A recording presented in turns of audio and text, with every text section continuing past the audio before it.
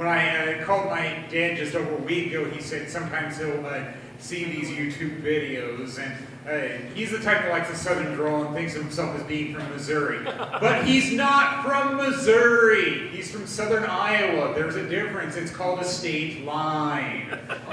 He'll probably hate me for that whenever he hears it, but hey, it's going to be on a 1-month delay anyway. Probably has to go to the library to see that. Now for the regularly scheduled jokes. Yeah, test scoring. That is often entertaining. I'm still surprised to see how many will hand in papers that are blank. It's like you get how long to do this essay and you come up with nothing? Okay. But some of them can be really fun on what they have to say. Like one of them spoke about flying pigs. It's like, we're reading a poem that doesn't mention that at all. I don't know why you came up with that. And then just earlier today, somebody spoke about SpongeBob, that being a comparison to somebody having a dream. The poem is about a dream. It's like, well, what kind of score can I give them, boss? They're mostly talking about SpongeBob. It's like, oh, they just barely covered enough. It's like, oh, okay. I haven't watched SpongeBob much, so, I mean, I kind of get the reference, but kind of don't. I mean, for me, animation, I like The Simpsons and then Charlie Brown and Snoopy. That's about it. But I really like those two. And I know it can be entertaining on what people can say during breaks as well. Like somebody said, what was it? The Wisdom Corner is now closed. And then the response from somebody else was, it was never open. Well, I guess you need a college degree. They need to see it for you to be a test scorer. So I guess some people are going to act like experts, but I guess it depends on the subject. In this case, all I heard was, I got back from doing a walk outside. The only word I heard before that was karaoke, and it's like, well, I actually do karaoke, but I didn't feel the need to tell them that. That's always tough to get in at the end of a conversation anyway. So there was that. I'd like to go into the Loft Wordplay Festival just over a week ago, and I ended up with a coupon from Half Price Books that was going to expire soon. So I used it this weekend, and except I didn't buy books there. You can buy a lot of things there that aren't books. I ended up getting postcards and discount DVDs. They had a Charlie Brown CD I didn't have yet. I got that. And then they also had Crowded House, the Australian New Zealander band from the 80s. And yeah, I like having both, but I know there was a reason why I got Crowded House, because I remember that hit song of theirs called Don't Dream It's Over. It's even been covered since then because it was such a popular song. It was a #2 Billboard hit.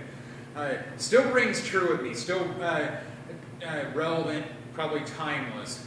Try to catch the deluge in a paper cup. That's really good imagery. And then, what was it?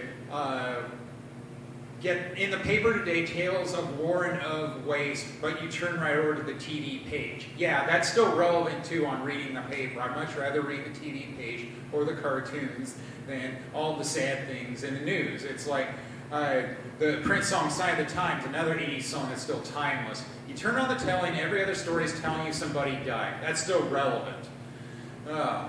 But I have a CD player in my car, so I've been playing it to and from work, and it's like, yeah, I've got to go back again and listen to that. So it's like, all right, one time through is not enough before I put it inside my home again.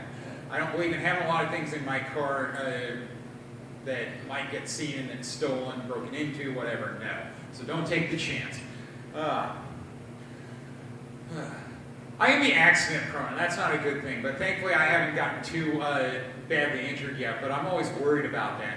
Like this weekend I was at a laundromat doing my laundry, and I was looking a little too close at the equipment, and I hit my head on the equipment. It's like, why do I keep doing that? And it's not just low ceilings. I mean, it'd be a lot of other places where I do that.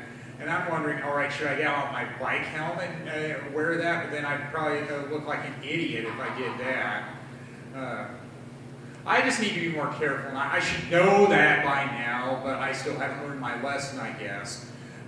But I have lost consciousness, and I know I usually test myself. When was the Magna Carta signed? 1215. When did Louis Castro ran for president? 1848. It's like, all right, if I pass that test, I must be fine. I also went to Open Door Minneapolis this week, and it was cool that all these historic buildings were open for free tours. I went to the Masonic Temple. That was really cool to look around at that. But the notable thing for me when I was walking there in the rain was at a bus stop shelter. I saw a young girl in fishnet stockings, and it's like, you're obviously cold. Why do you wear that? Put some pants on. I'd much rather be warm than fashionable.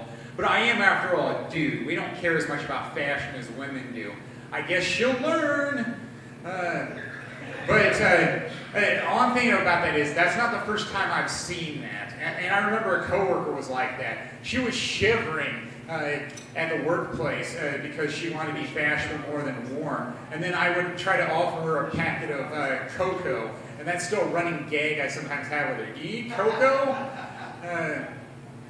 I guess I'm kind of a private joke, but not anymore if it's going to be on YouTube. I got in with a good one. What would be a good one?